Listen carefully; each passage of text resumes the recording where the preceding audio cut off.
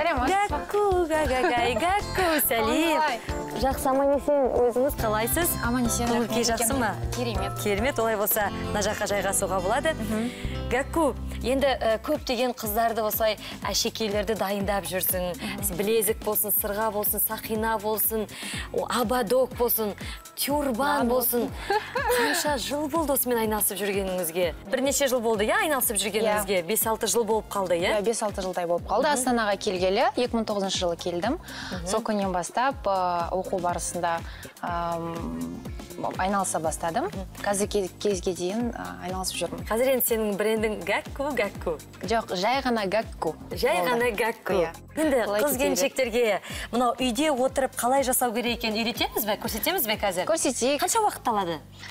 Жалпы, мысалы, мына жерде тұрған кішігірім коллекция, бір ұзақ жасалатын жұмыс сияқты, бірақ былай қарасаң 15 минуттың ішінде. 15 минуттың ішінде осындай сырғаны жасап көрінуге болады қазір. Алып көрсем бола ма біреуін? Әрине болады. Сонда мына тұрған сырғаны 15 минуттың ішінде сіз жаңағыдай дайындап шықтыңыз. Қалай жасауға болады? Қазір көрсетейік. Көрейік. Мысалы, мына жерде қарап тұрсаңыз, сырғалардың түрлері өте бір тас қолданғанымен фурнитурасы әртүрлі. Ол адамның бет пішіне байланысты. Мысалы, сіздікіне қарап тұрсақ, сіздікі сопақтау келген, кішігірім. Яғни сізге осындай ұзын сырғалар жарасады. Ұзын сырғалар да жарасады, бірақ сізге, мысалы, кішігірім фурнитураны алсақ, сізге өте жарасатын сияқты. Бет пішіме. Жалпы осындай сырғаны жасау үшін. Онда қазір маған сырға жасаймыз ба? Жасап көрейік. Ал, кеттік олай болса. Біреуін сіз, біреуін мен жасайын. Келістік па? Келістік. Қандай дүние қажет? Бізге бір сырғаға. Барлықтарыңыз теледидарға бері қарай жақындап, үйреніп алсаңыздар болады. Екі тас, яғни бұл бирюза тасы. Қай жерден алса болады? Алатын жер өте көп, фурнитура дүкендеріне сатып алса болады. Бағасы соншалықты қымбат емес. Мысалы, мынандай тастарды 500 теңгеден жоғары сатып алуға болады. 500 теңгеге алуға болады. Ауыр емес, жеңіл.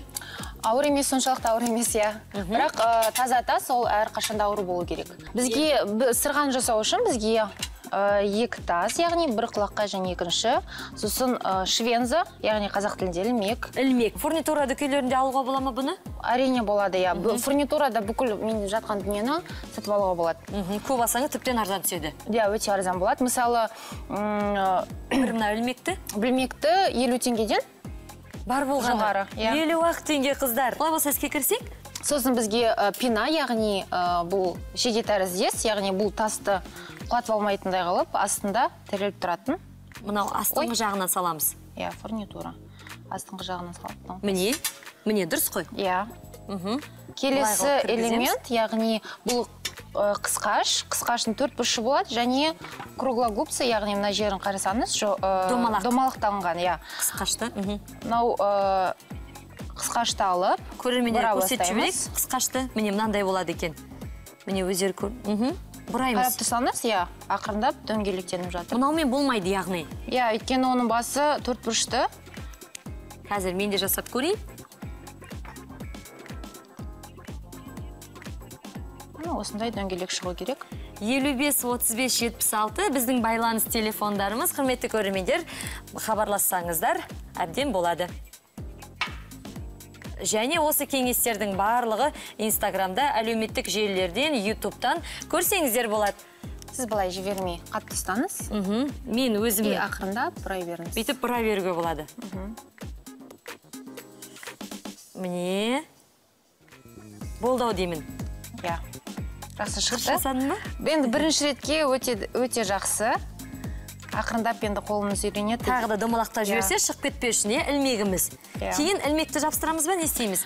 Келесі фурнитураны бір-бірімен біріктіретін сақиналар, яғни мынандай сақиналар. Домалақ кішкентай? Кішкентай ғана, бірақ бұның өте ол мықты. Қысқашпен ашып, ортасын жаңағыдай оны біріктіреміз. Келесі тасқа кіргіземіз. Бізге хабарласқан көрерменіміз бар екен. Алло, сәлематсыз ба? Алло, саламатсыз ба? Сәлематсыз ба? Тыңдап тұрмыз? Менің есімім Айгүл. Маған Гаккудың абадоктары өте қатты ұнайды. Оқысының жасаған әшекей бұйымдарын пайдаланғым келеді. Және бүгінгі бағдарламада үйретіп отқандарыңызға өте рахмет. сұрағым келгені, тастан бөлек дәл осындай сырғаларды тағы қандай заттардан жасауға болады? Тастан бөлек, мысалы, жемчуг, немесе ағаштан жасалған бұйымдар егер, мысалы, моншақтар, Ағаштан қалай жасаймыз? Ағаштан оны келесі келгенде үйретесіз бізге. Да, міндетті түрде. Келесі деталь, яғни бұл фурнитура ілмекпен тасты біріктіретін фурнитура, ол мынау. Оны сақинаны ашамыз. Бұны да жаңағыдай фурнитурдан сатып аламыз. Бұның да бағасы қымбат емес деп ойлаймын. Қымбат емес, 70-80 теңгеге сатып алуға болады. Бар болғаны, қыздар. Мұнау ағарып кетпей ма жуған кезде мысалға? Бұл мен енді жаңағыдай су тиіп кетіп жатса, ағарып кетіп жатпай ма? Жалпы енді ағаратын фурнитура бар. Олардың бағасы енді тіпті төмен. Бірақ бұларды ағартпау үшін қазіргі таңда лактар шығарып жатыр. Яғни түссіз лактарды. Түссіз лактарды жаққаннан кейін бұл ағармайды. Өзінің түсін осындай ұзақ бұның сыртын бояп қоясы, түссіз лактар жақып қоясы, сол кезде бұның түсі кетпейтін болады. Кетпейтін болады, Мен мысалға өз басым шын мәнісінде білмеппін бұны. Енді білетін болам. Гәкку. Келесі деталь, ол ілмекті. Ілмекті саламыз. Ілмекті саламыз, ең соңғы. Бізде дайын болып келе жатыр. Сіз екіншіні алып, жасап көріңіз. Мен жаңағы мұнаны екі жақтан бұлайынан ашып, ілмекті салам, Фурнитураны алып, өте мықты көріп тұрсыз ба? Қатты екен. Енді бұны, міне қысқаш біреуі жаңағыдай домалақ, өздеріңіз көріп отырған. Бұндай қысқаш енді көптеген қыз келіншектерге керек деп ойлаймын, өйткені әшекейлер сынып қалып жатса, бұзылып жатса, оны жасап жіберуге оңай екен. Мен енді, міне аштым. Аштыңыз, әкеліңіз. Міне ашылды. Енді бұған кішкене тағы ашу керек. Сымай қалатын сияқты. Тұратыңыз. Міне, құрметті қыздар, көрермендер, мен бірінші рет өзім шын мәнісінде сырға жасап тұрмын. 5 минуттың ішінде сырғамыз да дайын болды. Міне сырғамыз дайын болды. 15 минуттың ішінде уәде бергенде жасап шықтық. Қазір қыздарда жасауға болады, қолдарынан келеді. Әрине келеді. Қазіргі таңда бирюза деген тас жалпы классика модадан ешқашан шықпайтын трендте болатын тастардың бірі. Қазір киіп көрейік. Қазір сұр күз келгенімен осындай бирюза сияқты тастар өте адамның бетін ашады. Және сұр күндері, мысалы, кез келген киіммен киетін болсаңыз, сізге өте жарасымды бір көктем шақырып тұрғандай боласыз. Бізде енді көбінесе қоңыр қара түсті киімдер киіп жатады, сол кезде бетті ашып тұрады, Бетті өте қатты ашады, Міне. Енді әртүрлі беттің формасына арналған сырғалар туралы айтып өтсеңіз. Жалпы беттердің түрлері әртүрлі болады. Ол 4 бұрышты, 3 бұрышты, жүрек тәріздес деген сияқты.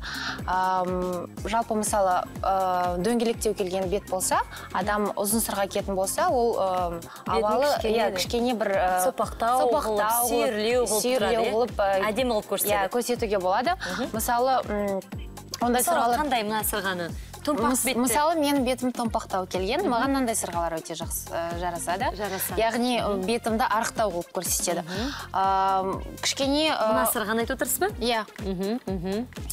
Келесі, мысалы, үшкірлеу келген беттерге, мысалы, мынандай сырғалар. Үшкірлеу келген беттерге. Егер үшкір болса, оның фурнитурасы дөңгелектеу болу керек.